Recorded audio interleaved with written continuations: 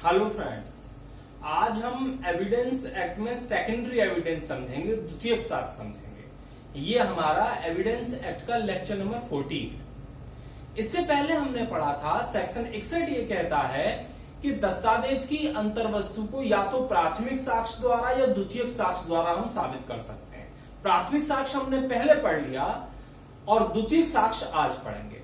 द्वितीय साक्ष्य को एविडेंस एक्ट की धारा 63 में बताया गया है और इससे कनेक्टेड जो सेक्शन है 61 अभी हमने पढ़ लिया। सेक्शन 64 ये बोल रहा है कि दस्तावेज को प्राथमिक साक्ष्य से आप साबित करोगे, परंतु परिस्थितियां इस प्रकार की हैं जो सेक्शन 65 में आती हैं, तो सेकेंडरी एविडेंस भी दे सकते हो। एविडेंस एक्ट की धारा 104 ये कहती है कि जो व्यक्ति सेकेंडरी एविडेंस देने जा रहा है उसे साबित करना होगा कि प्राइमरी एविडेंस है नहीं। और सेक्शन 136, 104 के रूल को थोड़ा रिलैक्स कर देता है। तो ये कनेक्टेड सेक्शन हो गए। इसके बाद एक केस है कल्याण सिंह वर्सेस श्रीमती छोटी के मामले में। तो इस मामले में सुप्रीम कोर्ट ने कहा कि सेक्शन 63 के अंतर्गत सेकेंडरी एविडेंस 5 प्रकार के दे रखे हैं, जिसमें से जो फर्स्ट क्लॉज, सेकंड क्लॉज और थर्ड क्लॉज वो प्रति कॉपी के संदर्भ में है और फोर्थ क्लॉज काउंटर पार्ट के संदर्भ में है, प्रतिलेख के संदर्भ में है, और 63 का फिफ्थ क्लॉज ओरल अकाउंट्स के संदर्भ में है। अब वन बाय वन इनको हम समझ लेते हैं। जो सेक्शन 63 का जो फर्स्ट क्लॉज है वो ये कह रहा है कि किसी दस्तावेज की सर्टिफाइड कॉपियां, प्रमाणित प्रतियां सेकेंडरी एविडेंस हो सकती हैं और इससे आप दस्तावेज की अंतर्वस्तु को साबित कर सकते हो। सर्टिफाइड कॉपी इससे कंसर्न सेक्शन है सेक्शन 76, 77, 78, 76 में आप डिपार्टमेंट में किसी गवर्नमेंट डिपार्टमेंट जो भी न्यूनतम फीस हो आप दे करके आप जो डिपार्टमेंट का जो भी ऑथराइज्ड ऑफिसर होगा वो साइन सील लगा करके आपको वो कॉपी प्रोवाइड करा देता है। तो सर्टिफाइड कॉपी जो प्रमाणित प्रतियां मिलती हैं तो उससे भी हम दस्तावेज की अंतर्वस्तु को साबित कर सकते हैं। बहुत सारे डॉक्यूमेंट हो सकते हैं, सरकारी खतौनी है, ऑर्डर है, बहुत सारी चीजें हो सकते हैं। तो इस प्रकार का हमारा सर्टिफाइड कॉपी हो गई।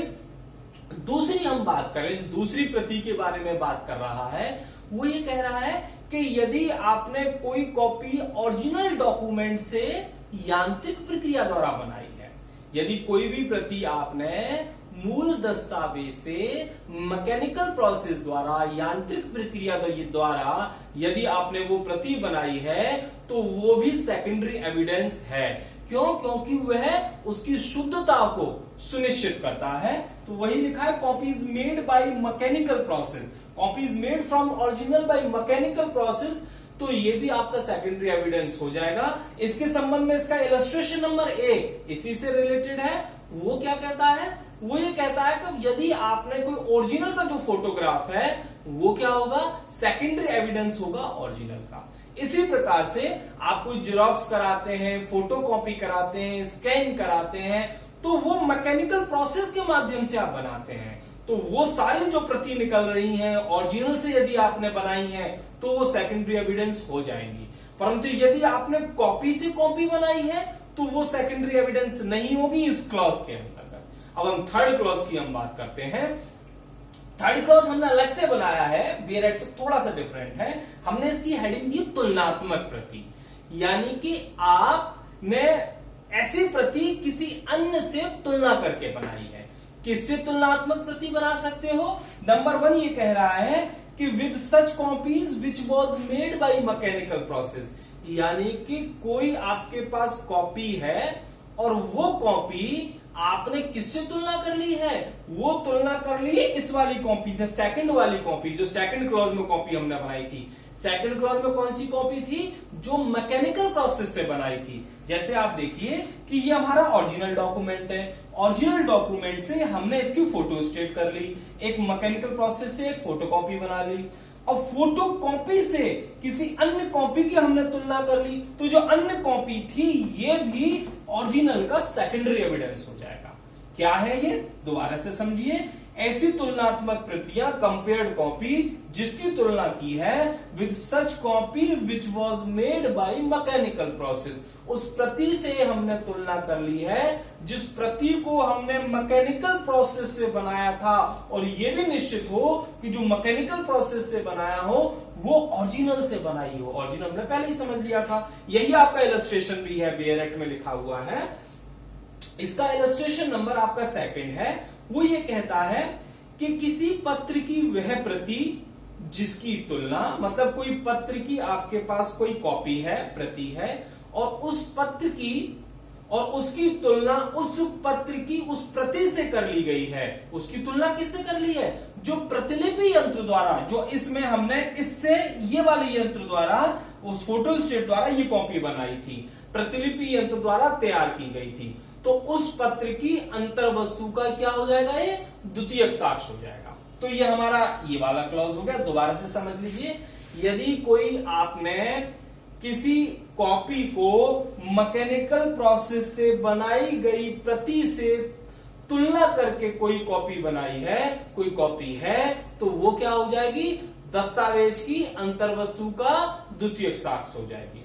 अब इसका हम थर्ड क्लॉज पढ़ते हैं। एक्चुअल वो 63 का थर्ड ही है। उसमें वास्तव में तो ये लिखा है कॉपीज मेड फ्रॉम और कंपेयर्ड विद ओरिजिनल, यानी कि या तो आपने ओरिजिनल से कोई कॉपी बनाई हो या फिर उससे तुलना कर ली हो। यहां पर ये जरूरी है कि 63 के थर्ड क्लॉज में कोई मैकेनिकल प्रोसेस नहीं है, हम ओरिजिनल से बना रहे हैं, हाथ से बना रहे हैं या किसी अन्य माध्यम से बना रहे हैं, मैकेनिकल प्रोसेस का सहारा नहीं ले रहे हैं।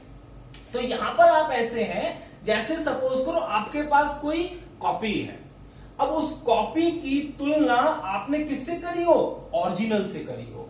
तो यदि आपके पास जो कॉपी है और उसकी तुलना आपने मूल दस्तावेज से कर ली है, तो वो भी आपकी सेकेंडरी एविडेंस हो जाएगी। तो इसका इलस्ट्रेशन आप देखिए, इलस्ट्रेशन नंबर सी इसी से रिलेटेड है।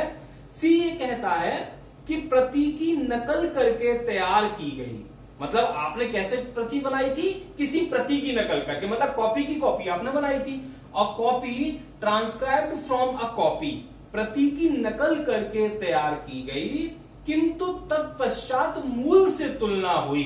परंतु बाद में आपने कॉपी से तो कॉपी बनाई थी, परंतु तुलना किससे कर ली हो? ओरिजिनल कॉपी से कर ली हो, इससे कर ली हो।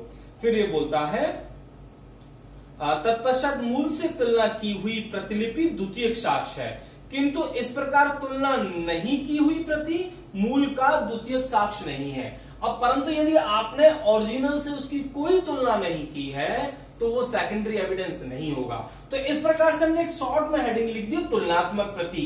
आपने कोई कॉपी बनाई हो तुलना करके, किससे तुलना करके बनाई हो? या तो यांत्रिक प्रक्रिया से बनाई गई प्रति से तुलना की हो, या फिर आपने ओरिजिनल जो आपका दस्तावेज था उससे तुलना कर ली हो, तो ये भी सेकेंडरी एविडेंस हो जाएगा।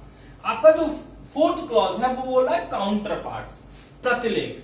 प्रतिलेख उस व्यक्ति के संदर्भ में सेकेंडरी एविडेंस होता है जो इसको एग्जीक्यूट नहीं करता है, जो उसको बनाता नहीं है। जैसे प्राइमरी एविडेंस में भी हमने एक एग्जाम्पल लिया था कि यदि कोई लीज का एग्रीमेंट हो रहा है तो वहां पर दो डॉक्यूमेंट बनेंगे, एक जो लीज दे रहा है, यदि मैं लीज बना रहा हूं, और दूसरा व्यक्ति जो लीज को स्वीकार कर रहा है। तो यहां पर मैंने लीज उस व्यक्ति के फेवर में बनाया है, तो मैं लिखूंगा कि भाई मैंने बी नाम के व्यक्ति को इस शर्त पर पट्टा कर रहा हूं।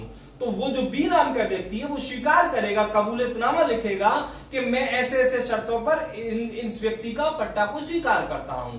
तो यहां पर जो मैंने लिखा था, जो लीज बनाया था, वो मेरे विरुद्ध तो प्राइमरी एविडेंस है, परंतु जो मैंने लीज लिखा था वो उसके विरुद्ध, बी नाम के व्यक्ति के विरुद्ध सेकेंडरी एविडेंस होगा। उसी प्रकार से जो कबूलियतनामा है वो बी नाम के व्यक्ति के विरुद्ध तो प्राइमरी एविडेंस है क्योंकि उसने बनाया था, और जो मेरे फेवर के लिए बनाया था वो मेरे विरुद्ध क्या हो जाएगा? वो सेकेंडरी एविडेंस हो जाएगा।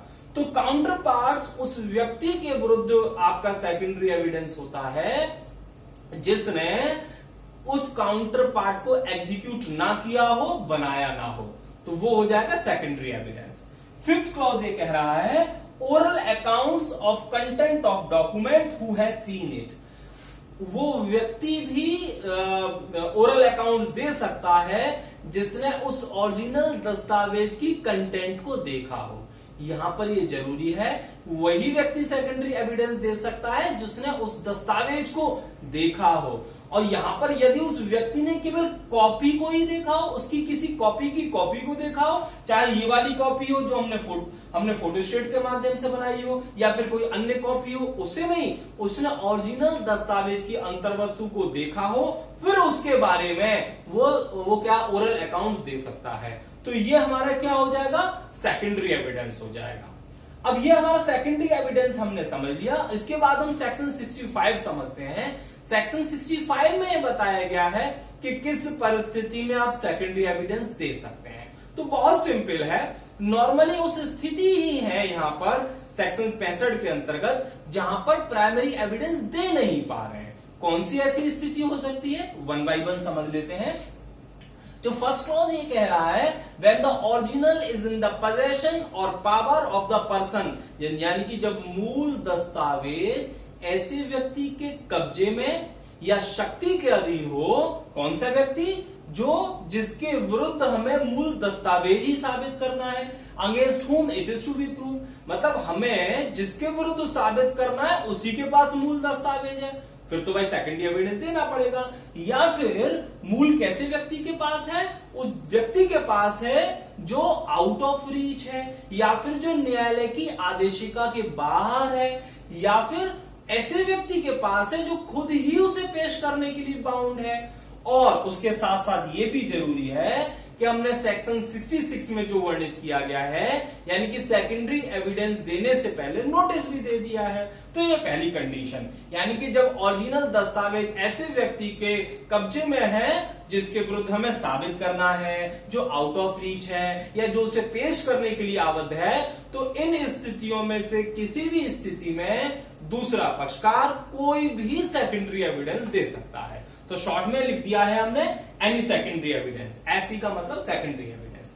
दूसरे कंडीशन की हम बात करें, दूसरा ये कह रहा है when original has been admitted in writing, अर्थात जिस पक्षकार के विरुद्ध हमें दस्तावेज साबित करना है, उस पक्षकार ने क्या किया है, उस पक्षकार ने ही ओरिजिनल खुद ही स्वीकार कर लिया। ठीक है भाई, आप जो बोल रहे हो मैं स्वीकार करता हूं, और जो स्वीकार किया है वो राइटिंग में स्वीकार किया है। तो यहां पर आप उस राइटिंग जो उसने लिख के दिया था, उस राइटिंग को पेश करके ही आप सेकेंडरी एविडेंस दे सकते हो। थर्ड क्लॉज ये कह रहा है when original has been destroyed, lost और can not be produced in reasonable time, जबकि मूल दस्तावेज खो गया है, नष्ट हो गया है, या एक युक्तिक समय आप दे ही नहीं सकते हैं, बहुत समय निकल जाएगा तब दे पाओगे। यानी कि जब मूल दस्तावेज नष्ट हो गया है, जल गया है, खो गया है, बहुत समय लगेगा पेश करने में, फिर क्या हो, फिर निश्चित रूप से उस कंडीशन में आप कोई भी सेकेंडरी एविडेंस दे सकते हो। फोर्थ ये क्लॉज ये कह रहा है when original can not be easily movable, जो आपका मूल दस्तावेज है ऐसी प्रकृति का है आसानी से उसे हिला डुला नहीं सकते। जैसे हो सकता है कोई शिला हो, कोई पर्वत हो, या कोई चीज ऐसी हो जिसको इजीली नहीं हिला सकते, वो फिक्स्ड है, तो उस कंडीशन में क्या हो, वो तो आ ही नहीं सकता। तो उस कंडीशन में आप कोई भी सेकेंडरी एविडेंस दे सकते हो। फिफ्थ क्लॉज ये कह रहा है when original is a public document, जब मूल दस्तावेज पब्लिक डॉक्यूमेंट है। अब पब्लिक डॉक्यूमेंट है तो वो तो पब्लिक ऑफिस में ही होगा, तो उसको थोड़ा ना पेश किया जाएगा। तो उसके लिए 76 में भी यही लिखा है कि उसके लिए आप जो भी फीस हो उसे दे करके सर्टिफाइड कॉपी ले लीजिए, और सर्टिफाइड कॉपी से आप सेकेंडरी एविडेंस को साबित कर सकते हो। इसी प्रकार से 6th क्लॉज भी कुछ इसी प्रकार का है, वो ये कह रहा है when certified copy is permitted for original, जब किसी एक्ट द्वारा, रूल द्वारा मूल दस्तावेज की सर्टिफाइड कॉपी को प्रोड्यूस करने के लिए अनुमति दे रखी है, मतलब किसी लॉ में लिख रखा है कि इस मूल का भाई आप सर्टिफाइड कॉपी दे सकते हो, फिर तो कोई दिक्कत ही नहीं है। यानी कि वहां पर भी आप सेकेंडरी एविडेंस उस सर्टिफाइड कॉपी के रूप में दे सकते हो।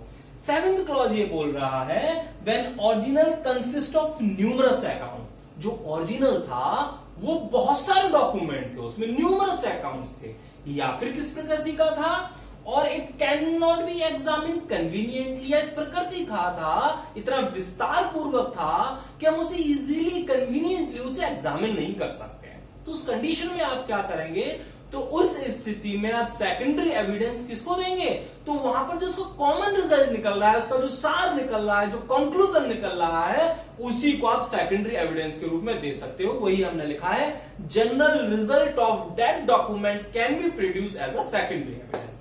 तो इस प्रकार से 7 ऐसी स्थितियां हैं जिनमें आप सेकेंडरी एविडेंस दे सकते हो। पहली स्थिति थी जब ओरिजिनल दस्तावेज उसी व्यक्ति के कब्जे में है। दूसरी स्थिति थी जब ओरिजिनल दस्तावेज को जो पक्षकार था उसने खुद ही स्वीकार कर लिया है। तीसरी है जो ओरिजिनल दस्तावेज खो गया है, नष्ट हो गया है। चौथी स्थिति है जब मूल दस्तावेज को आसानी से हिलाया नहीं जा सकता, फिक्स्ड है। पांचवी स्थिति है जब ओरिजिनल दस्तावेज पब्लिक डॉक्यूमेंट है। छठवीं स्थिति है जब ओरिजिनल के संदर्भ में आप सर्टिफाइड कॉपी दे सकते हो। सातवीं स्थिति है जब ओरिजिनल डॉक्यूमेंट बहुत सारे डॉक्यूमेंट से बना हुआ है। तो इस स्थिति में डिफरेंट सेकेंडरी एविडेंस आप दे सकते हो। तो हमने लिस्ट बना दी है, ब्लैक पेन से कंडीशन लिखी है और रेड पेन से कौन सा सेकेंडरी एविडेंस आप दे सकते हो वो लिखा है। बस आपको बेरक से रीड करना है, उससे अपना शॉर्ट नोट बना लेने हैं और प्रैक्टिस करनी, आपका ये कंप्लीट हो जाएगा। Thank you.